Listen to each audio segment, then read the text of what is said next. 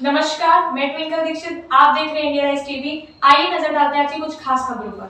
आगरा में फतेहाबाद विधायक छोटेलाल वर्मा से सिविल सोसाइटी के जिम्मेदार पदाधिकारियों ने खास मुलाकात करते हुए आगरा के विकास हेतु मुद्दों पर चर्चा की। इस चर्चा में उटंगन नदी में जहां भी संभव हो पानी को संचित किया जाए, क्योंकि राजस्थान से नदी में पानी आना बंद हो चुका है, इसलिए लोकल कैचमेंट एरिया के ही पानी का व्यवस्थित संचय को अब उपलब्ध है। ये कहना फतेहाबाद क्षेत्र के विधायक छोटेलाल वर्मा का।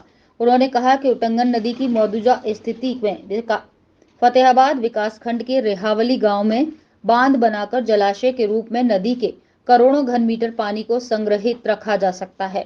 श्री वर्मा ने कहा कि रेहावली से उटंगन नदी पर एक पुल उन्होंने स्वीकृत करवाया है। अब जबकि जलाशय बनाए जाने की संभावना भी उनके संज्ञान में आई है, तो पुल योजना के साथ ही बांध बनाए जाने के काम को भी करवाने के प्रयास के लिए सक्रिय होंगे। उन्होंने कहा कि बांध के ऊपर होकर भी पुल बनाया जा सकता है। यमुना नदी का तो उटंगन के कई किलोमीटर बैक मारने का सबल कारण तो है ही, किंतु उपस्ट्रीम से भी बड़ी मात्रा में पानी संचय को उपलब्ध होता है, जिससे कि रपटा और चेक डैम बनाने के स्थान पर रेगुलेटर और सेल्यूस गेट युक्त स्ट्रक्चर बनाकर अधिक समय तक किसानों की जरूरत के अनुसार संरक्षित किया जा सकता है। वो सिविल सोसाइटी ऑफ आगरा के प्रतिनिधि मंडल के साथ अपने निवास पर हुई मुलाकात के अवसर पर बोल रहे थे। उन्होंने कहा कि इस संबंध में मुख्यमंत्री योगी आदित्यनाथ और सिंचाई मंत्री स्वतंत्र देव सिंह से बात करेंगे। योजना की उपयोगिता उनके संज्ञान में लाए जाने का हर भरसक प्रयास करेंगे। विधायक वर्मा के साथ हुई इस मुलाकात में सिविल सोसाइटी ऑफ आगरा के जनरल सेक्रेटरी अनिल शर्मा के द्वारा रेहावली बांध संबंधी तथ्य पत्र भी भेंट किया गया। उन्होंने कहा कि अगर उटंगन में बांध बन सका तो टूरिस्ट आकर्षण का केंद्र होगा। Fatehabad road tourist complex Lucknow Agra expressway से यहां तक पहुंच सहज होगी। भारतीय जनता पार्टी के वरिष्ठ नेता पंडित श्याम सुंदर शर्मा भी इस अवसर पर मौजूद थे। उन्होंने कहा कि उटंगन नदी 100 किलोमीटर के लगभग आगरा जनपद में बहती हुई यमुना नदी में समाती है। अगर यहां बांध बन सका तो पिनहाट, बाह, फतेहाबाद विकास खंडों के अनेक गाँव का भूगर्भ जल स्तर स्वतः सुधर जाएगा।